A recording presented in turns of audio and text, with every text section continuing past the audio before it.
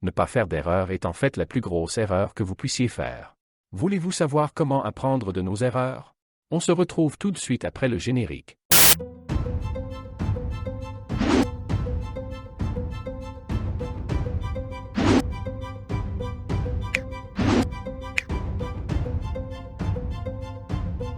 Steve Jobs disait, « Parfois lorsque vous innovez, vous faites des erreurs.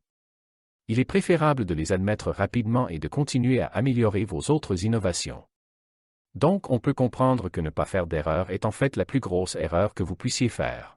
Alors faites-les, apprenez-en et grandissez. Mais faire les mêmes erreurs encore et encore peut être coûteux à plus d'un titre.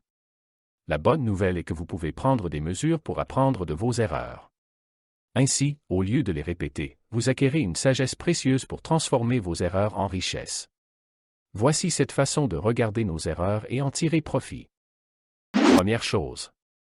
Acceptez vos erreurs et assumez-les à 100%. Souvent, il nous arrive de commettre une erreur et on prononce les phrases comme « Je suis désolé » ou encore « C'est dommage » et on ne fait rien derrière. Blâmer les autres ou minimiser votre responsabilité n'aide personne.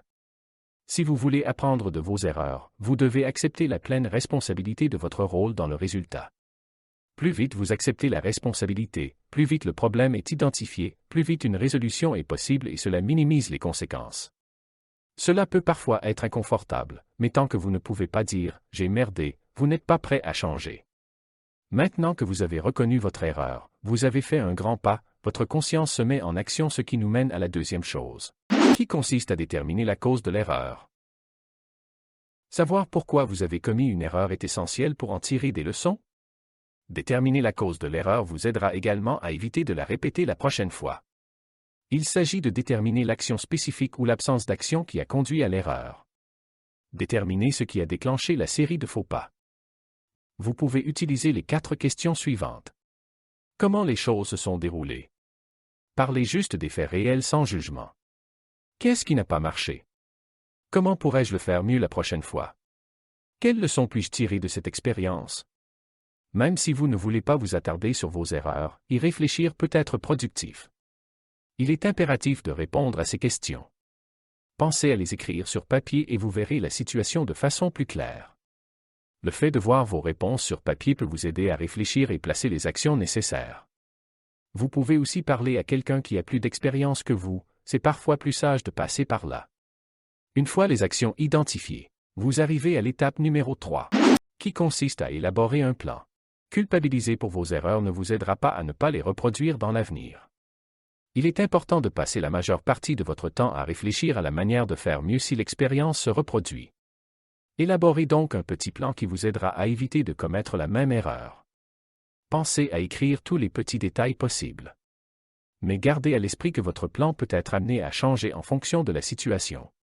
Votre plan doit contenir les actions préventives pour anticiper et les actions correctives pour corriger. Il faut évidemment tester plusieurs fois pour voir si votre solution fonctionne et réajuster si c'est nécessaire. Faire un suivi de votre plan, trouver un moyen de vous tenir responsable. Plus vous êtes exigeant avec vous-même, plus vous allez gagner en force. N'oubliez pas que ce qui fonctionne pour une personne A peut ne pas fonctionner pour une personne B. Parfois les solutions des autres ne marchent pas pour nous. Ce qui nous amène au point numéro 4.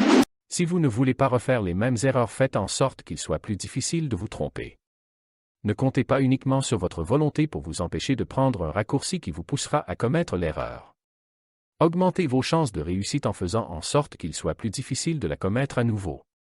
Par exemple, si vous pensez que votre carte bancaire est la cause principale de vos achats compulsifs dans les magasins, vous pouvez fixer votre budget à l'avance et prenez de l'espèce et laissez votre carte bancaire à la maison. Ainsi, il vous sera difficile de vous tromper. Et c'est très économe pendant la période de crise. On arrive au point numéro 5. Pour vous enrichir de vos erreurs, faites une liste de raisons pour lesquelles vous ne voulez pas refaire l'erreur. Parfois, il suffit d'un moment de faiblesse pour se laisser aller à quelque chose que l'on ne devrait pas faire. Créer une liste de toutes les raisons pour lesquelles vous devriez rester sur la bonne voie pourrait vous aider à garder l'autodiscipline, même dans les moments les plus difficiles.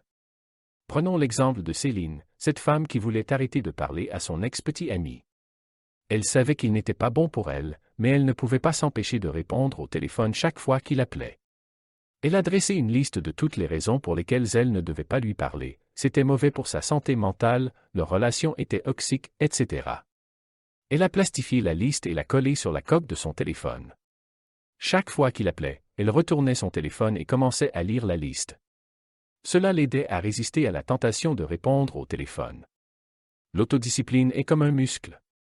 Chaque fois que vous retardez la satisfaction et faites un choix sain, vous devenez mentalement plus fort. Et pour bien réussir avec vos erreurs, il faut appliquer l'astuce numéro 6, qui consiste à partager la leçon de vie de votre erreur à d'autres personnes. Il a été prouvé que le fait de partager son expérience avec d'autres est une manière très efficace d'apprendre. Lorsque vous commettez une erreur, mettez un point d'honneur à enseigner ce que vous avez appris à d'autres personnes qui pourraient trouver cette leçon précieuse. Non seulement cela vous aidera à établir une relation de confiance avec les autres, mais cela contribue à une meilleure estime pour vous-même. Vous serez considéré davantage dans vos relations. Et ce n'est pas tout, la dernière astuce que je vais vous partager est celle qui m'a motivé à faire cette vidéo. Si vous voulez transformer vos erreurs en succès, ne perdez jamais de vue votre objectif final. Vos erreurs à court terme ne doivent pas vous faire perdre votre objectif à long terme. Je répète, vos erreurs à court terme ne doivent jamais vous faire perdre votre objectif à long terme. Écrivez cette phrase quelque part dans votre chambre et lisez-la quand vous culpabilisez.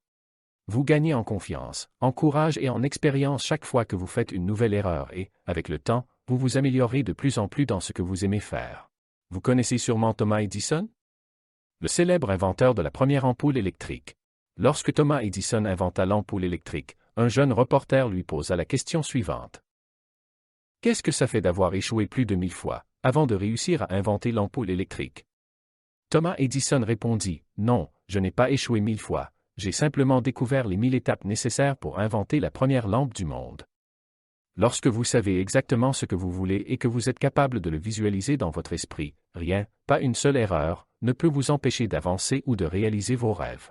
Pour conclure, souvenez-vous des paroles de George Bernard Shaw qui a dit un jour, « Une vie passée à faire des erreurs est non seulement plus honorable, mais aussi plus utile qu'une vie passée à ne rien faire. » La peur de ne rien être, de ne rien accomplir et de ne rien devenir devrait vous effrayer encore plus que la peur de faire des erreurs. Vous ne pouvez pas changer les erreurs commises dans le passé, mais vous pouvez saisir la leçon apprise et l'appliquer lorsque cela est nécessaire.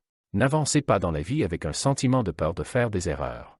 À partir du moment où vous considérez les erreurs comme des leçons plutôt que des fautes, vous n'aurez plus cette peur folle de les rencontrer tout au long de votre parcours. Vivez mieux de vos erreurs. Si cette vidéo vous a plu, dites-nous la phrase qui vous a le plus marqué dans les commentaires. C'est grâce à vous que la chaîne Agir Quantum continue d'exister. À bientôt, pour une nouvelle vidéo encore plus riche. Ne pas oublier de vous abonner si c'est votre première visite.